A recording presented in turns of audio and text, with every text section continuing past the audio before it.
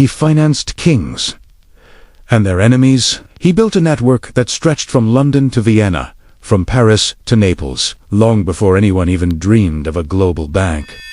This is the untold story of the Rothschild family, the bankers who didn't just observe history. They engineered it. Their empire became the first global financial network, shaping wars, peace treaties, and even the birth of modern capitalism. But behind the numbers, behind the gold and the ledgers, lies a story of family, loyalty, and one of the most misunderstood names in history.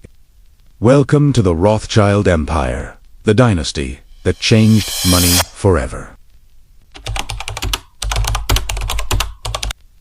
Long before there were skyscrapers or Wall Street, there was a small Jewish banker in Frankfurt, Mayer Rothschild. Born in 1744 in the poor Jewish quarter of the city, Mayer didn't inherit power. He created it one coin, one connection, one letter at a time. His shop sold coins, antiques, and collectibles to noble families, but his real genius wasn't in what he sold, it was in what he understood. He realized something that most merchants didn't. Trust was currency. While others traded gold, Mayer traded information. He built a network of correspondence across Europe, learning to move money faster than armies and to move information faster than governments. In an age before telegraphs or telephones, Mayer used couriers, his own secret communication network. And that network became the blueprint for what would soon be the most powerful banking family in Europe. Mayer had 5 sons: Amschel, Solomon, Nathan, Karl, and James. And his strategy was simple, yet brilliant. Don't keep your power in one city. Spread it across the continent. Each son was sent to a major European capital. Frankfurt, London, Paris, Vienna, and Naples, each establishing a Rothschild bank. 5 brothers, 5 cities, 1 empire. This was the birth of the Rothschild network.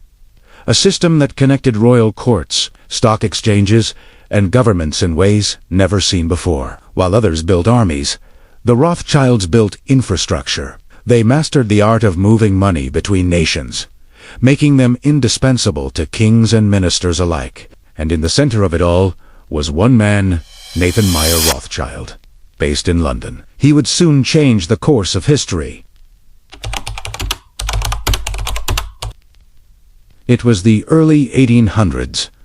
Europe was on fire. Napoleon's armies marched across the continent, reshaping nations. And behind the scenes, money became the real weapon of war. While emperors strategized and generals fought, Nathan Rothschild did something few dared to imagine.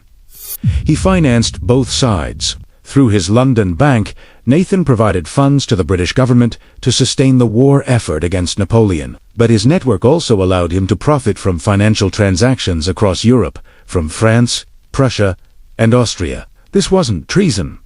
It was strategy. By ensuring liquidity, the lifeblood of nations, he positioned the Rothschild bank as the one force that could operate no matter who won or lost. And when the Battle of Waterloo ended in 1815, Nathan Rothschild didn't just survive the chaos, he dominated it. His couriers brought news of Napoleon's defeat hours before anyone else in London. Using that information, he made massive investments in the bond market, buying when panic hit and selling when confidence returned. In one stroke, the Rothschild wealth multiplied, and the family's legend was born. After Waterloo, the Rothschild family became synonymous with financial power. They financed railways, mines, canals, and even national debts. Their letters and couriers connected governments faster than any official channel. In many ways, they built the world's first real-time financial network.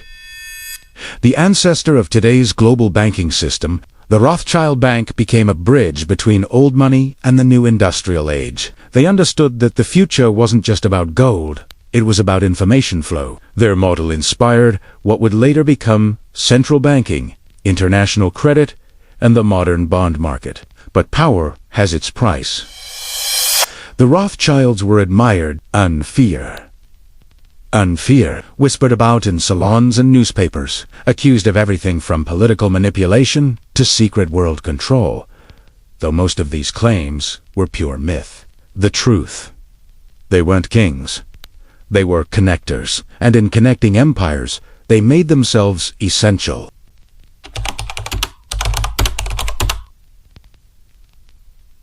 Behind the vaults and ledgers, there were people, fathers, sons, brothers. They lived in luxury, yes, but they also lived under pressure. Every decision carried the weight of nations. Letters between the brothers revealed deep affection and intense loyalty. They didn't see themselves as mere bankers. They saw themselves as guardians of stability in a world built on uncertainty. When revolutions shook Europe in 1848, when markets crashed and kingdoms fell, the Rothschild name endured. Why? Because their true asset wasn't gold. It was trust, the same trust Mayer had built in that tiny Frankfurt shop a century earlier. Today, the Rothschild banking dynasty still exists. Smaller, more discreet, but still influential. Their descendants oversee private investment groups and wealth management firms in London, Paris, and Zurich. The family's empire has evolved, but its DNA, information, timing, and trust remains unchanged. The story of the Rothschild family isn't just history. It's the story of how global banking was born, how a small family network became the template for modern finance, the blueprint, followed by every multinational bank that came after. From funding wars to building nations, from handwritten letters to high-speed data, the Rothschilds taught the world how power moves through money. For centuries, people have debated their motives, exaggerated their reach, even turned their name into legend. But the truth is simpler and more human. The Rothschild Empire was built on vision, precision, and an understanding of trust that reshaped the modern world. Because in the end, power doesn't always wear a crown. Sometimes it signs a ledger.